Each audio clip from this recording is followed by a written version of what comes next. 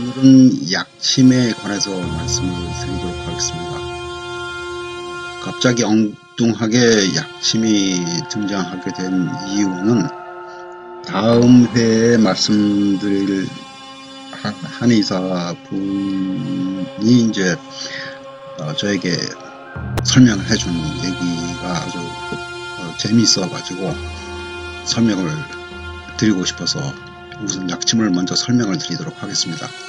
여기에 보게 되면은 A 원장이라고 나오죠. 어딥니까? 헬스 포스라고 해서 끝나지 않은 약침의 진실.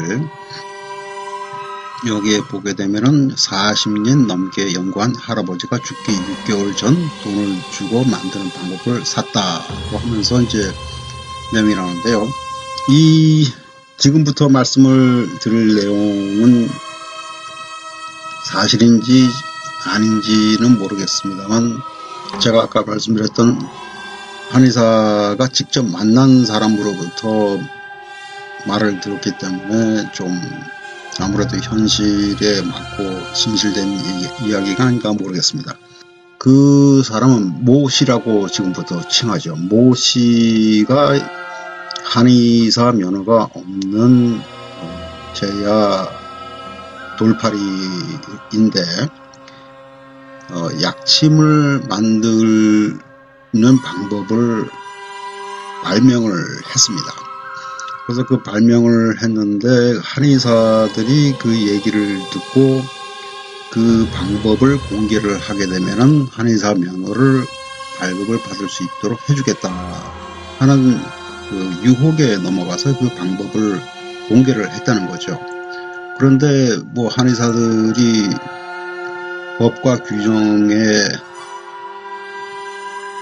어긋나게 면허를 발급을 할 수 있는 건 아니죠. 사실은 국가 면허인데 그것이 뭐 어떤 협회에서 한다고 해서 면허가 나올 수 있는 게 아니기 때문에, 그래서 이 내용은 사실은 상실이 된 겁니다. 맞지 않는 내용이라고 봐야 되겠죠. 어쨌든 그렇게 해서 거의 뭐 사기를 당한 셈이 된 거죠. 그 모 씨는. 그래서 대한민국에서는 더 이상 살고 싶은 생각이 없어서 브라질로 이민을 가기로 했습니다. 브라질에서는 남미에서 유달리 포르투갈 말만 쓰는 나라입니다. 다른 남미 국가들은 전부 다 스페니쉬 말을 쓰는데요. 근데 그 사실도 모르고 스페니쉬 말을 배워서 간 거죠. 그래 갔더니 말도 안 통하고 뭐 먹고 살 방법은 없고 하다 보니까 이 모 씨가 큰 종합병원에 갔다고 합니다. 종합병원에 가서 이제 나는 에이즈를 고칠 수 있다. 그래서 주목을 끌기 위해서 노이즈 마케팅을 시작을 한 겁니다. 뭐 말도 서투르고 그런 사람이 뭐 나는 에이즈를 고칠 수 있다 그렇게 얘기를 하니까 뭐 완전히 헛소리죠. 그래서 뭐 아무도 관심을 보이질 않았는데 지나가다가 실제 에이즈 환자가 그 얘기를 듣고 혹시 해서 이제 그러면 나를 고쳐볼 수 있겠느냐, 그렇게 해서 약침으로 모 씨가 그 사람을 고쳤는데 그 사람이 유명했던 전직 축구선수였다고 합니다. 그 에이즈 환자가.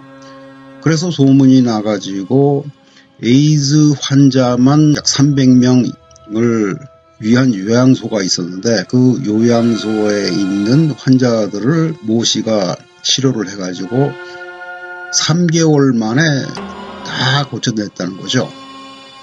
그래서 이제 유명하게 됐는데 하루 저녁에는 브라질의 그 신문 기자인데 여성분이 전화를 해가지고 암살자가 가서 너를 죽이려고 하니까 빨리 탈출을 해야 된다.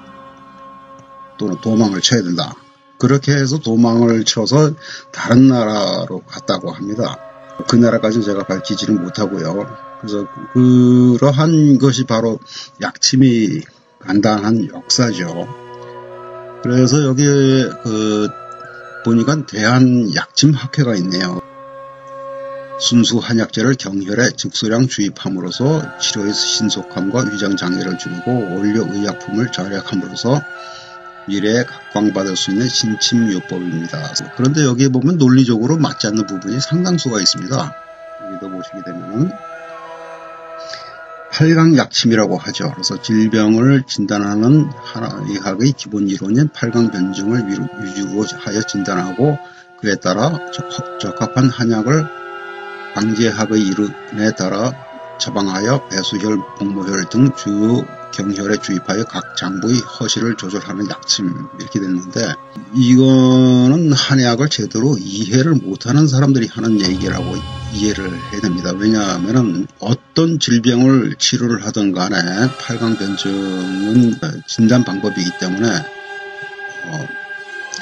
뭐 다른 증류약침이든 경락장약침이든 동물성 약침이든 또는 혈기보약 약침이든 그마다 다 똑같이 진단에 의해서 처방이 나오고 치료가 돼야 되는 거기 때문에 구태 이런 말을 쓰지 않아도 되고 또 이 말은 모든 치료 방법에 동일하게 적용이 돼야 되는 것이죠. 그 다음에 또 다른 문제는 여기 이 약 같은 경우는 약침 중에서 팔강변증의 이론에 의한 처방이 아닌 대증치료에 적합한 약침이라고 되어 있는데 이것도 사실은 어불성설이죠. 대증치료를 하더라도 어차피 그것이 어떤 방법이든 간에 오장육부에 영향을 미치게끔 되어 있고 또 그 오장육부가 그 영향을 받고 또 그에 따른 결과를 보이도록 되어 있는 거기 때문에 이것도 논리에 타당하지 않은 내용이라고 봐야 됩니다. 그렇기 때문에 이런 내용들을 쭉 보이게 되면 뭐 다 논리가 맞는 것처럼 보이지만 사실은 그렇지가 않죠. 그러니까 탕약 또는 환으로서 복용을 할 때에는 그것이 위액과 담즙이라든가 그런 소화기관을 거치면서 혈액으로 흡수가 되어서 오장육부로 퍼져나가고 또 온몸을 따라서 전달이 되면서 그 약효가 발휘를 하도록 되어 있는 것인데 그러한 소화 과정이란 과정 자체가 생략이 되어 있기 때문에 같은 처방을 갖고 약침을 만든다고 하더라도 같은 효과를 기대를 할 수가 없는 게 정상인 것이죠. 그래서 그런 논리적으로도 맞지 않는 부분이 있습니다. 이 웹사이트는 메디게이트 뉴스라고 해서 여기는 양방이기 때문에 무조건 한의학을 깔아뭉개야 되는 의무를 갖고 있다고 생각하고 쓰는 글들이기 때문에 모든 내용이 한의학에 대해서 부정적인 내용이 밖에 없겠지만은 여기에서 주의해서 보아야 될 내용이 이겁니다. 여기에서 본 것처럼 2014년 네이버 지식인을 통해 전갈 약침에 대한 부작용을 호소하는 글이 올라왔고 이에 당시 대한한의사협회 소속 한의사가 답변한 내용이 눈에 띈다. 질문 내용은 약침을 맞고 있습니다. 6회 정도 받았습니다. 온몸에 좁쌀 같은 반점이 생기고 가려움이 있습니다. 약침에 대한 부작용과 걱정됩니다. 한의원에서는 이런 경우는 없었다고 합니다. 원장님은 면역이 약해서라고 합니다. 어떤 치료든 간에 한의학에서 치료를 하게 되면 면역력이 상승이 되죠. 그러면 면역력을 증강시키는 치료를 우선 한 다음에 약침으로서 치료를 하든가 그렇게 해야 되는 거죠. 그래서 이것도 답이 안 되는 것입니다. 그래서 이 원장님은 환자 치료에 실패를 하고 환자 치료를 할 수 있는 능력이 없다고 봐야 되는 것이죠.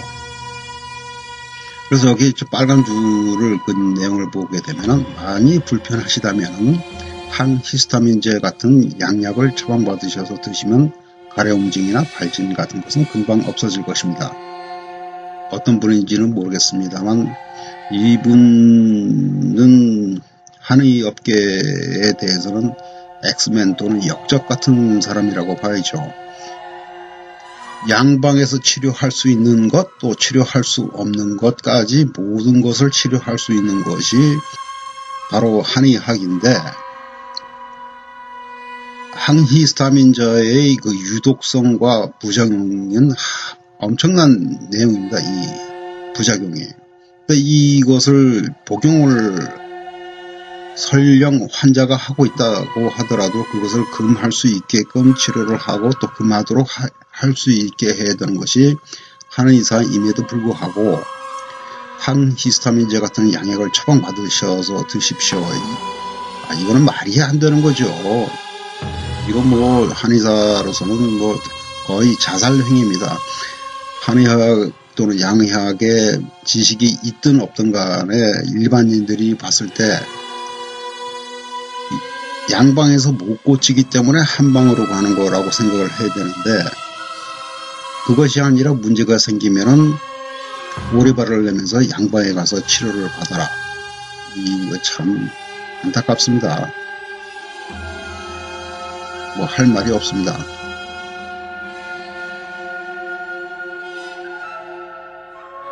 다음 회에서는 이 약침에 관한 전설 또는 역사, 뭐 잘못된 역사라고 하든 간에요, 이야기를 해주셨던 한의사 분에 관한 내용을 말씀을 드리도록 하겠습니다.